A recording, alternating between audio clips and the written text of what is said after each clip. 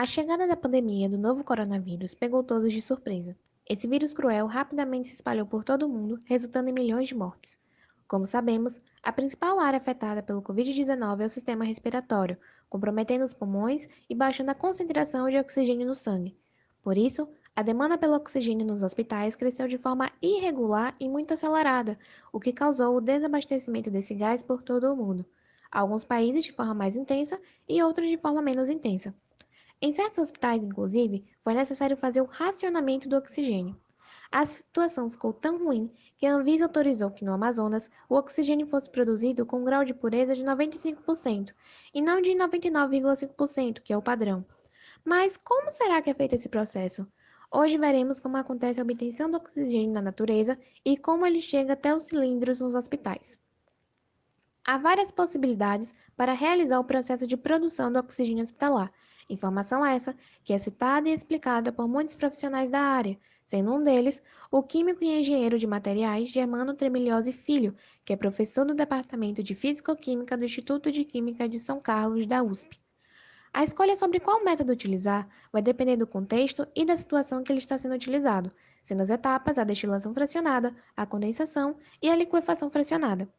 A forma mais encontrada sendo usada, comercialmente falando, é a extração desse componente, que aparece presente no ar, sendo ele, o ar, uma mistura formada por 78% de nitrogênio, 21% de oxigênio e outros gases, como o argônio, que compõem a mistura. Nesse caso da extração, o método utilizado é o da destilação fracionada, sendo ideal que a mesma seja feita com ar no estado líquido. A primeira etapa do processo é o resfriamento do ar. Ele precisa chegar à temperatura de, no mínimo, menos 200 graus Celsius. Dessa forma, os gases presentes na atmosfera sofrerão um processo de liquefação, passando para o estado líquido.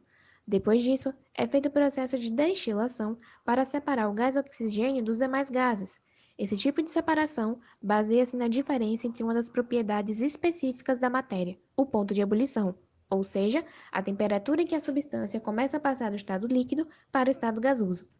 Como os gases possuem pontos de ebulição diferentes, eles são aquecidos e cada um deles evapora separadamente. O primeiro a sofrer esse processo é o nitrogênio, que tem ponto de ebulição de menos 196 graus Celsius. A temperatura permanece constante até que todo o nitrogênio não esteja mais líquido. É importante frisar que os componentes que vão sendo liberados não são descartados, eles são utilizados em diversas aplicações, como por exemplo na industrial. O processo continua após a eliminação do nitrogênio, seguindo para a segunda etapa, que seria a promoção da ebulição do gás argônio, a fim de que esse componente seja retirado do restante da mistura. O fenômeno físico ocorre quando a temperatura do sistema chega a menos 186 graus Celsius e o argônio começa a sofrer a mudança de estado e a ser, após algum tempo, definitivamente retirado da mistura. Concluído esse processo, resta o oxigênio em estado líquido, sendo a temperatura de ebulição desse componente menos 183 graus Celsius. Mesmo após essas etapas terem sido realizadas, sobram ainda resíduos da destilação provenientes dos outros componentes que representam a parcela menor da mistura do ar como um todo, sendo a eliminação destes feita posteriormente. O produto obtido no final de todo esse processo, no caso o oxigênio, pode receber aplicações diferentes, como por exemplo a medicinal e a industrial, e é armazenado em cilindros, onde essa substância é comprimida dentro desse local metálico, possibilitando o seu armazenamento seja feito em pequenas e grandes quantidades. Tratando-se do seu uso na parte médica, ele é acondicionado em cilindros de cor verde. Já para uso industrial, o oxigênio vai ser armazenado em cilindros pretos.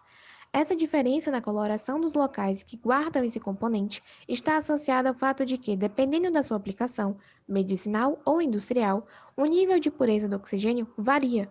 Dessa forma, fica mais nítido notar a distinção entre os diversos locais para onde o oxigênio é levado e utilizado. No caso daqueles destinados para uso nas indústrias, o grau de pureza é relativamente inferior se comparado aos usados no ambiente medicinal, obtendo o valor de 95% ou um pouco acima disso. Para aplicação medicinal, como já dito anteriormente, o gás oxigênio precisa atingir um altíssimo nível de pureza, pelo menos 99,5%. Mas para obter esse nível, é necessária a realização de mais alguns procedimentos antes de continuar com a destilação fracionada. O primeiro deles, antes de o gás passar para o estado líquido, é a realização de uma filtração para eliminar todas as impurezas, poeira e outras partículas presentes no oxigênio. Dessa forma, é retirada toda a parte sólida em suspensão no ar. Porém, o ar também possui vapor de água na sua composição, e é necessário retirá-lo a partir de uma secagem, feita por meio de um sistema de absorção de água. Já sem água e sem impurezas, o oxigênio já está bem purificado e pronto para ser destilado. Mesmo após a finalização do processo de produção do oxigênio, é sempre necessário que ocorra uma verificação do resultado obtido, para garantir que o teor de pureza resultante seja compatível com o esperado e que todos os requisitos necessários tenham sido alcançados, com o intuito de que não aconteçam problemas futuros inesperados na sua utilização, seja no meio industrial ou medicinal. Essa conferência é realizada desde o início da etapa de produção por um trabalhador específico da área, o profissional da química responsável.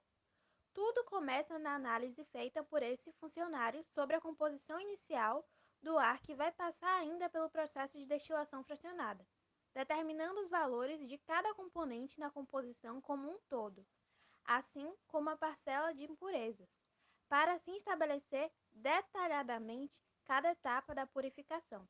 Com o fim da etapa produtiva, o profissional dará uma avaliação final do que foi obtido, conferindo também a qualidade da pureza. Além do processo descrito, existem outras formas de purificação do oxigênio, feitas por meio de compostos químicos, a exemplo dos óxidos. Nesse caso, o oxigênio é obtido pelo óxido de mercúrio, pois, quando ele é aquecido, transforma-se em mercúrio metálico mais oxigênio puro e respirável. Essa reação foi utilizada pelo químico Lavoisier como demonstração para a lei de conservação das massas. O gás oxigênio pode ser obtido ainda por um outro processo chamado de eletrólise da água, que consiste na decomposição dessa substância por meio de uma corrente elétrica e do acréscimo de um eletrólito. Ocorre a separação dos elementos que compõem a água, no caso, o hidrogênio e o oxigênio, e assim obtém-se o componente desejado de forma isolada e disponível para uso. Esse outro método, contudo, é usado em pequena escala e em casos mais específicos. O professor Tremiliose Filho, citado anteriormente, destaca o fato de que o hidrogênio e o oxigênio, apesar de serem gases, são separados em compartimentos distintos durante a eletrólise em água, anunciando o acontecimento como muito interessante. É baseando-se nesse processo que o professor está desenvolvendo o projeto de um respirador hospitalar autônomo. Ele não precisará ser abastecido por oxigênio engarrafado, já que irá produzi-lo por si próprio por meio da eletrólise da água. Isso tornará esse respirador muito mais acessível, tanto financeiramente quanto geograficamente. Ele poderá ser utilizado, por exemplo, em ambulâncias e em